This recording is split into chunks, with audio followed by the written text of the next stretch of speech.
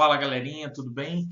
Vamos trabalhar agora com o conceito de ligação covalente, tá? É uma ligação importantíssima dentre as três que nós temos, não é? Nós temos as ligações iônicas, temos as ligações metálicas e temos as ligações covalentes, que falaremos, não é, sobre elas a partir de agora. Essas ligações covalentes são as ligações que vão estar presentes dentro das moléculas, tá bom? Então, a gente precisa manjar bem esse conceito para que a gente possa aplicá-lo no estudo dos compostos moleculares em breve, tá bom? Então, o que seria essa tal ligação covalente para a gente? Enquanto na ligação iônica eu tenho íons interagindo, não é? Um cátion e um ânion, que foram gerados pela perda e pelo ganho de elétrons, respectivamente, não é?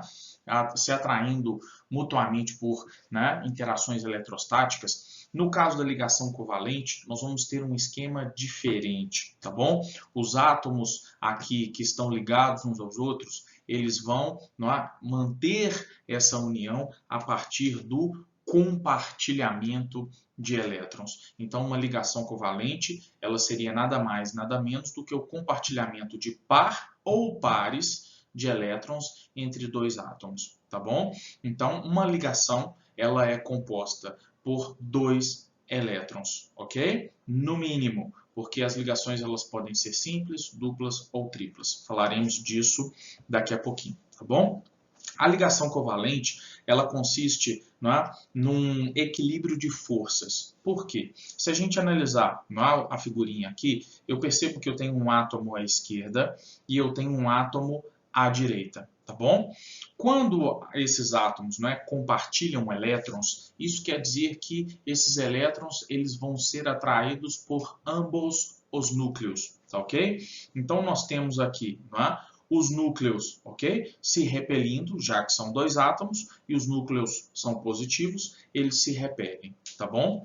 E esses núcleos exercem forças de atração sobre os elétrons que vão ser compartilhados, tá? Que vão ser compartilhados. E dessa forma, não é? A partir do equilíbrio de forças entre repulsões e atrações que existem na dinâmica da ligação, não é? A ligação covalente ela passa a existir, tá bom? E aí nós vamos ver como é que ela acontece a partir de agora, tá?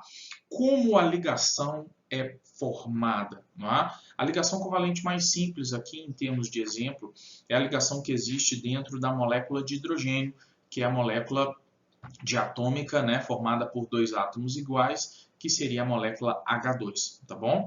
Então, a ligação ela acontece a partir dessa dinâmica. O hidrogênio da esquerda, que aqui tem o seu núcleo e seu elétron representado em azul, e o hidrogênio da direita, que tem aqui o seu núcleo e o seu elétron representados em vermelho, só uma questão didática, tá bom? Eles, né, cada um deles, possui um único elétron na eletrosfera, ok? E a partir da regra do octeto, a gente já tem a noção que o objetivo dos átomos em realizarem ligações é adquirirem a partir dessa ligação, não é, o mesmo número de elétrons que os gases nobres, ou seja, não é, adquirirem a mesma configuração eletrônica, tá legal? Então, esses dois átomos de hidrogênio, eles vão se aproximar, tá ok? Eles se aproximam, cada um deles, e eu percebo que esses átomos, eles vão, não é, sobrepor as suas eletrosferas, tá legal?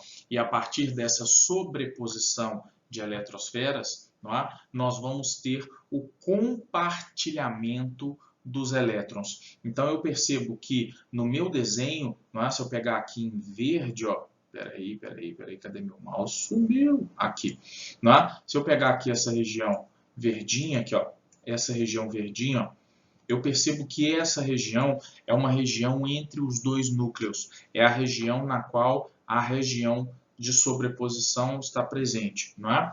Então, nessa sobreposição das eletrosferas, eu percebo que os dois elétrons estão presentes e os elétronzinhos aqui, nessa região verdinha, né, que eu rachurei, eles são atraídos tanto pelo núcleo do átomo da esquerda, quanto pelo núcleo do átomo da direita. Então, ambos os núcleos, não é, têm sobre o seu domínio o par de elétrons da ligação, ou seja, eles estão sendo compartilhados. compartilhados, não é? Esse parzinho ele está tanto dentro da nuvem do átomo da esquerda quanto dentro da nuvem do átomo da direita, devido a essa região, não é, comum entre os dois. Então, a ligação covalente, não é, ela acontece exatamente dessa forma. A nuvem se sobrepõe, a região de sobreposição é a região na qual os elétrons vão ser compartilhados entre ambos os núcleos, tá bom? Então, a ligação covalente ela é uma ligação, não é, que vai estar presente de agora em diante nos compostos moleculares que depois nós vamos estudar, tá bom? Então, olha lá, os átomos se aproximam e sobrepõem suas nuvens eletrônicas e o compartilhamento ele acontece exatamente nessa interseção, tá bom? É a região de maior probabilidade dos elétrons serem encontrados quando esses átomos, não é, se ligam uns aos outros, tá ok? E aqui, não é, nós temos dois tipos de ligações covalentes, tá bom? Quanto a essa sobreposição. Nós temos a ligação chamada de ligação do tipo sigma, tá ok? O que é uma ligação covalente do tipo sigma? É uma ligação covalente que acontece pela sobreposição frontal dos orbitais. Ou seja, esse orbital e esse orbital se aproximam frontalmente e se sobrepõem. Tá ok? E essa sobreposição é chamada de ligação covalente do tipo sigma. É uma classificação que a gente pode dar levando em consideração esse tipo de sobreposição. O que eu posso dizer, adiantar para vocês de cara? Toda ligação covalente, seja ela simples, seja ela dupla ou seja ela tripla, sempre, não é, uma única ligação do tipo sigma vai estar presente, tá legal? Então, se eu tenho uma simples, ela é classificada como sigma. Se eu tiver uma dupla, eu vou ter uma ligação do tipo sigma e um outro tipo de ligação que vai aparecer agora. E se eu tiver uma ligação tripla, eu tenho também sempre uma sigma e duas outras ligações, né, que a gente vai ver agora de qual outro tipo poderiam ser, tá bom? Então, existe um outro tipo de sobreposição, não é? Que a gente chama aqui de sobreposição do tipo π, ou ligação covalente do tipo π. Se eu analisar esse desenhozinho em verde, não é? Eu percebo que o orbitalzinho verde, não é? E o orbitalzinho verde da direita e da esquerda, eles são paralelos um em relação ao outro. E para que essa ligação entre esses orbitais paralelos possa ser realizada, esses orbitais eles precisam se torcer, ok? Para que a sobreposição exista e para que os elétrons possam ser compartilhados. Então, uma ligação do tipo π é uma ligação na qual a sobreposição ela é lateral, tá? Entre sobreposição frontal e entre sobreposição lateral, a sobreposição mais eficiente para que a ligação seja formada é a sobreposição do tipo sigma. Isso quer dizer que a ligação sigma ela é mais forte do que a ligação π. Tá legal? Se a sobreposição é maior, é mais difícil de se separar. Entenderam a lógica? Então, é assim que a gente leva em consideração a essa classificação. Tá bom? Agora, um gráfico sensacional, não é, que aparece muito em ligação para a gente. Ele é um gráfico que vai mostrar a dinâmica da formação da ligação a partir, não é, da aproximação entre dois átomos. Esse gráfico, galera, ele é lido da direita para a esquerda. Por quê? Porque se nós vamos analisar a formação da ligação, dois átomos, a princípio, não estão ligados, não é? Então, quando eu bato o olho nesse gráfico, nós vamos começar a leitura exatamente aqui, ó, dessa região, ok? Mais à direita, tá? Por quê? Nós temos aqui no eixo X, desculpa, no eixo Y, energia, ok? E nós temos no eixo X, distância, tá? Então, energia no Y, distância no X. Então, a princípio, eu observo que esses átomos eles estão aqui, ó, separados. E se eles estão separados, isso quer dizer que eles não interagem um com o outro, tá bom? Então, por isso que se não há interação nem por forças de atração, nem por forças de repulsão, a energia nesse ponto, aqui, ó, se a gente cruzar essa informação, aqui, ó, a energia nesse ponto ela é absolutamente igual a zero. Faz todo sentido, tá bom? E já que nós vamos formar uma ligação, esses dois átomos que estão afastados, eles vão se aproximar, ou seja, a distância entre eles vai diminuir. E eu observo que, à medida que a distância diminui, aqui ó, acompanha o meu traçado. À medida que a distância diminui, ou seja, eu estou caminhando da direita para a esquerda, eles estão se aproximando. Eu observo que a energia ela começa a diminuir, porque o zero é aqui, ó, tá bom? Na minha linha verdinha. Então eu observo que à medida que esses dois átomos se aproximam, a energia vai caindo, vai caindo, vai caindo, vai caindo, e ela cai até um limite máximo, não é? Que está lá embaixo para a gente, ok? Então, quando eu tenho o ponto de mais baixa energia nesse gráfico, né, nesse ponto eu tenho certeza que ambos os átomos estabeleceram entre si a ligação covalente nesse caso, tá bom? Então eles se aproximam, a energia cai e nesse ponto mais baixo a ligação entre eles foi concretizada, tá bom? Isso quer dizer que se a energia nesse ponto é a mais baixa, eu tenho um momento de maior o que? Portanto, estabilidade, tá bom? Quanto mais baixa for a energia potencial, maior vai ser a estabilidade da ligação, tá bom? Então, vamos analisar esse gráfico interpretando, não é, em ambos os sentidos. Se eu vim da direita para a esquerda, eu estou formando a ligação. Então, eu percebo que a formação de ligação abaixa a energia. O que isso quer dizer? Quer dizer que ao formar ligação, energia é liberada. A formação de ligação é sempre um processo exotérmico, ou seja, um processo que libera energia, tá bom? E agora, se eu voltar desse ponto mais baixo até o ponto mais alto, não é? Lá em cima no início do gráfico.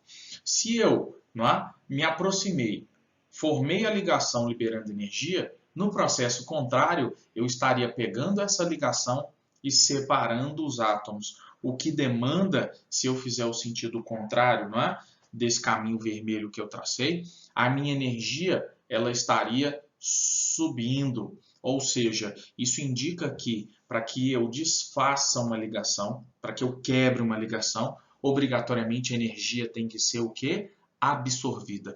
Quebrar ligação é um processo endotérmico, ou seja, absorve energia. Formar ligação é um processo exotérmico, portanto, libera energia. Tá? Então esse gráfico ele é sensacional para que a gente possa ali, não é? Entender um pouquinho da dinâmica da formação da ligação, tá? Então eu formo a ligação para ter menos energia, ou seja, para ser mais estável, tá? Desse ponto no qual a ligação foi formada em diante, não é? Que é essa curva aqui que eu vou traçar em roxo, ó, esse pedacinho do gráfico, ele não vai nos interessar, tá bom? Esse pedacinho de gráfico a energia aumenta bruscamente porque se eu aproximar de mais dois átomos, a força de repulsão entre os núcleos, principalmente, começa a aumentar significativamente e aí não é uma dinâmica que vai me interessar no estudo da ligação, tá bom? Então esse pedacinho roxo, esqueçam que ele existe. Então nesse ponto mais baixo, eu consigo obter a energia que foi liberada para a ligação ser formada, ok? E eu consigo também obter, a partir desse gráfico, a distância média entre dois núcleos quando essa ligação existe, tá? Que seria o raio da ligação, ok? Então, esse gráfico ele serve exatamente para que a gente tenha essa noção, tá? Um gráfico muito importante, guardem-no, ele vai aparecer muito. Então, o que nós podemos concluir? Quanto à energia e quanto à distância. A energia potencial ela está associada à distância. Eu percebi no gráfico que se eles estão afastados, a energia é zero, ou seja, ela é mais alta. E quando eles estão mais próximos, a energia é mais baixa. Dessa forma, quanto menor a energia potencial, maior a estabilidade adquirida ao realizar a ligação. tá ok? E quanto à distância, portanto, a distância da ligação ela vai ser o resultado do equilíbrio de forças, das forças repulsivas e atrativas naquele momento onde eu tenho a distância da ligação e a energia de ligação, tá ok? Beleza. E agora vamos falar um pouquinho do número de ligações, não é, versus a energia, não é? Se eu, por exemplo, analisar a ligação carbono-carbono, sendo ela, nesse caso, uma ligação simples, a energia liberada ou absorvida, ok? Para que essa ligação se quebre, ou seja, se eu formar a ligação carbono-carbono, eu vou liberar 346,8 kJ por mol.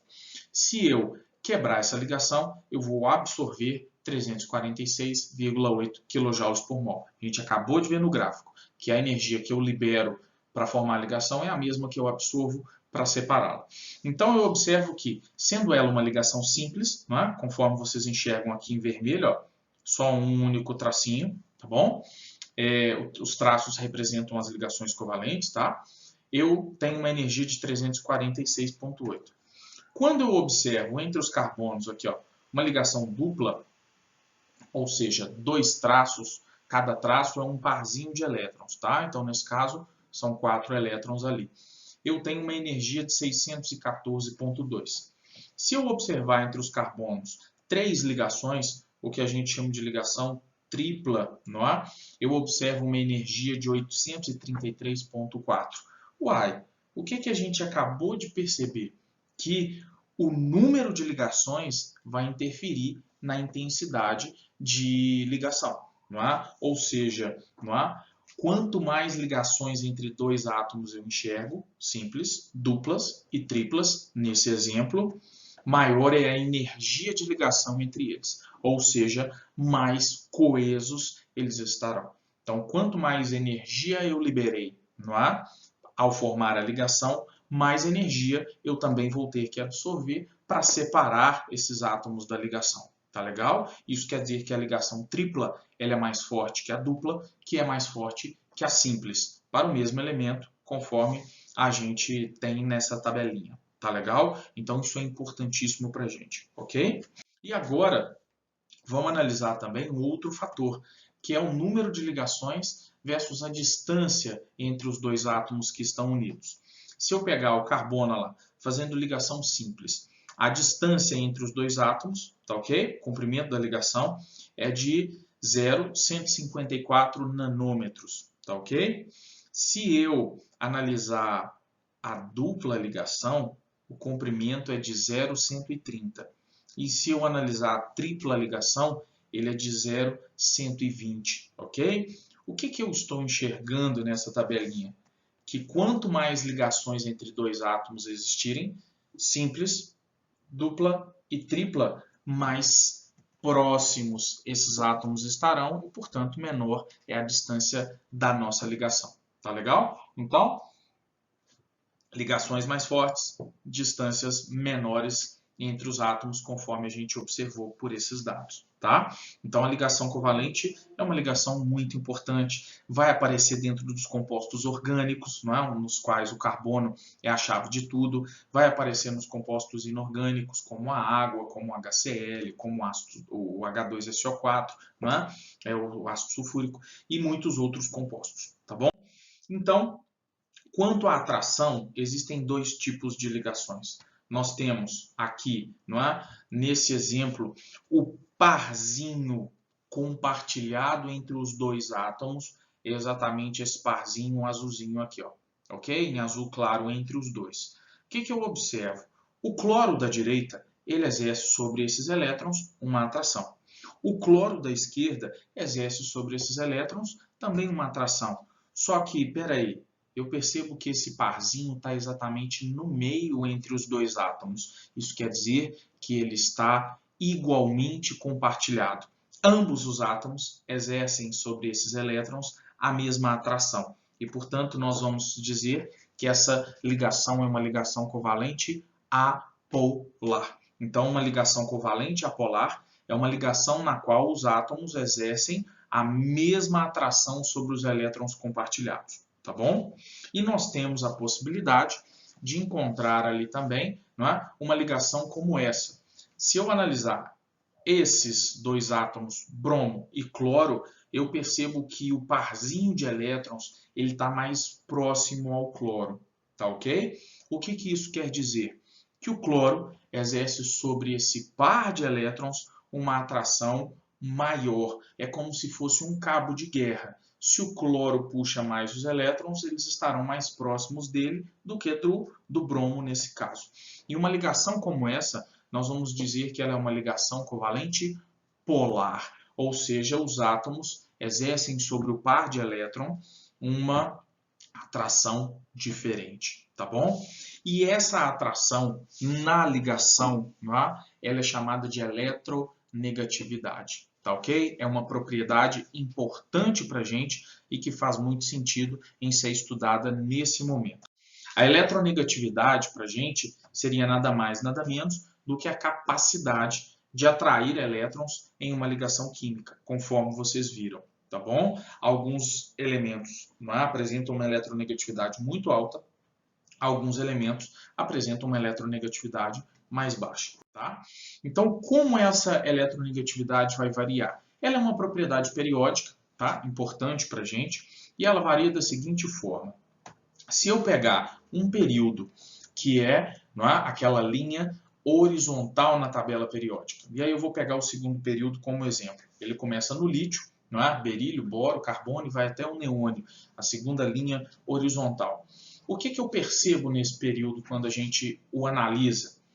Que do lítio, do berílio, até o neônio, o número de prótons está aumentando. Se o número de prótons está aumentando também a força de atração sobre os elétrons que eu átomo, tenho. E se eu exerço sobre os meus elétrons uma força de atração cada vez mais alta, eu espero também que ao me ligar a outros elementos, eu exerça sobre esses elétrons compartilhados uma força de atração também considerável. Então, no período, à medida que o raio diminui e a quantidade de prótons aumenta, a eletronegatividade ela vai aumentar. Então, no período, ela vai aumentar da esquerda para a direita, tá bom? E na família, as famílias são as linhas verticais que a gente tem na tabela periódica, Nós temos na tabela periódica 18 famílias, ok? E eu peguei a família 7A aqui como exemplo. Flúor, cloro, bromo, iodo e o astato ali, que nós não vamos nem preocupar com ele, ok?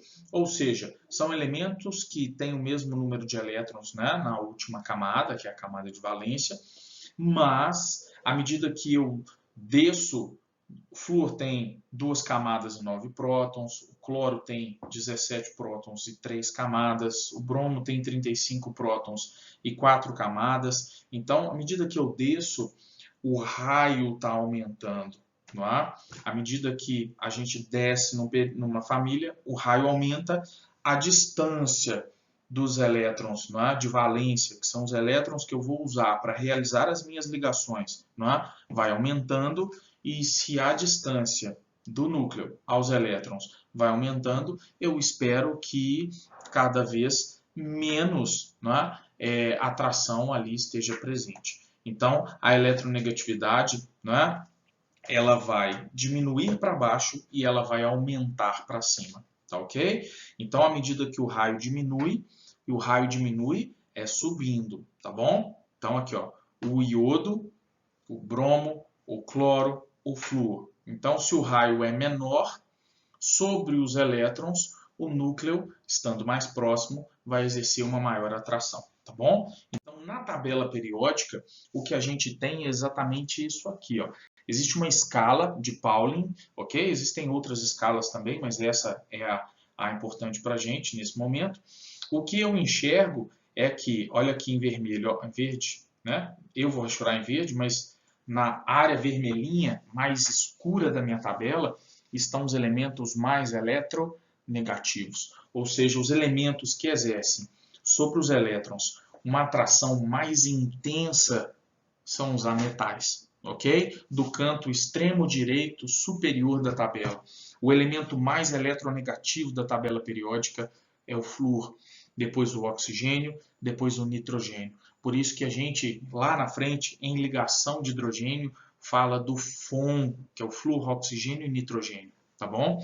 Então, esses elementos são os mais eletronegativos. Isso quer dizer que eles exercem sobre os elétrons, não é? Das ligações, interações, atrações mais fortes, tá bom? E eu percebo que os metais aqui do extremo esquerdo da tabela, eles apresentam uma eletronegatividade muito baixa. Isso quer dizer que eles atraem os elétrons com uma intensidade pequena, tá bom? Então, existe a eletronegatividade, que é a capacidade de atrair, e existe também a eletropositividade, que não vai nos interessar nesse momento, mas não custa citar.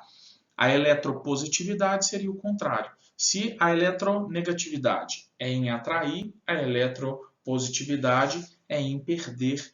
E aí eu percebo que os metais da esquerda, eles são os mais eletropositivos, enquanto os ametais lá da direita, eles são os mais eletronegativos, tá? Então o metal tende a perder, a metal tende a ganhar. E as ligações covalentes que nós vamos estudar, portanto, elas vão acontecer entre átomos que apresentam alta eletronegatividade, ou seja, são átomos ametálicos no geral, tá bom? Que vão compartilhar elétrons, ok? É uma forma diferente da gente buscar a estabilidade eletrônica, não é? Dada, prevista pela regra do octeto, ok? Então, essa eletronegatividade, não é? Ela vai nos permitir prever também o tipo de composto, não é? Gerado pela combinação de dois átomos, tá? Sejam eles iguais ou diferentes. E aí, eu posso, nesse momento, fazer a seguinte pergunta. O composto vai ser molecular ou iônico quando eu combino dois átomos, não é? Para a gente prever tudo isso, eu posso pensar que se os átomos, não é, têm altas eletronegatividades e eles, não é, portanto, são ametais, eu posso pensar, prever que esse composto seria molecular, tá bom? Existem outros tipos de compostos, tá? Estou falando no geral. E se eu tenho dois elementos com uma diferença muito grande de eletronegatividade, e quanto maior a diferença de eletronegatividade, mais eu estou me aproximando de metais e ametais, eu posso já prever que, tendo uma tendência muito grande em ganhar e o outro uma tendência muito grande em perder, eles, ao interagirem, vão originar cátions e ânions e, portanto, compostos iônicos, tá bom? Mas para qualquer combinação que você pegar na tabela periódica, se eu quiser saber com exatidão se vai ser molecular ou iônico, eu vou, na verdade, precisar analisar, não é, um gráfico, ok? Na forma de triângulo, tá ok? Todo composto, gente, né, ele vai ter uma predominância de caráter. Não necessariamente ele vai ser puramente molecular ou puramente iônico. E aí, para isso, a gente tem um triângulozinho, que é exatamente esse que vocês estão vendo aqui, ó. Eu vou me omitir nesse momento, tá? Meu vídeo aqui vai sumir, ok? Aqui, ó. Se eu pegar, por exemplo, ó, o flúor aqui, ó, em verde, que é o elemento mais eletronegativo. Se eu pegar esse flúor, não é, ligado a outro flúor, eu percebo que a ligação ela tem um caráter muito grande, o quê? Covalente, tá bom? Ou seja, é uma ligação que acontece entre dois átomos que tem, não é, uma alta eletronegatividade. No eixo, não é, no eixo X, eu tenho a média da eletronegatividade entre os átomos, não é, que compõem a ligação. No eixo Y, eu tenho a diferença de eletronegatividade, tá? Então, se eu tenho dois flúores, eu tenho dois átomos de flúor aqui, ok? E os dois têm eletronegatividade 4, não é? A média entre eles vai ser 4. 4 mais 4, 8. Dividido por 2, 4, tá? Então, aqui, ó, a média da eletronegatividade está aqui, ó, 4. E, claro, não é? para os dois átomos iguais, a diferença de eletronegatividade ela é igual a zero. Isso indica que a ligação ela é uma ligação que covalente, nesse caso, apolar, tá bom? Mas percebam o seguinte, ó, eu vou pegar por regiões, eu acho que é mais fácil da gente trabalhar. Se eu pegar nessa região aqui, ó, ok? Eu tenho átomos com uma alta eletronegatividade, tá? E eu percebo que nesse caso, é, esses compostos, dentro deles, a ligação que predomina é uma ligação que covalente, tá bom? Se eu pegar, ok? Aqui em cima, ó, nessa região, átomos, não é? Que tem uma grande diferença de eletronegatividade, se eu pegar aqui, por exemplo, ó, lítio e flúor, não é? Se eu pegar césio e flúor, né? O césio é o menos eletronegativo e o flúor o mais, eu percebo que quanto maior a diferença de eletronegatividade entre os elementos, maior a tendência que a ligação seja o quê? Iônica, tá ok? E quando eu tenho átomos com uma baixa eletronegatividade, ok?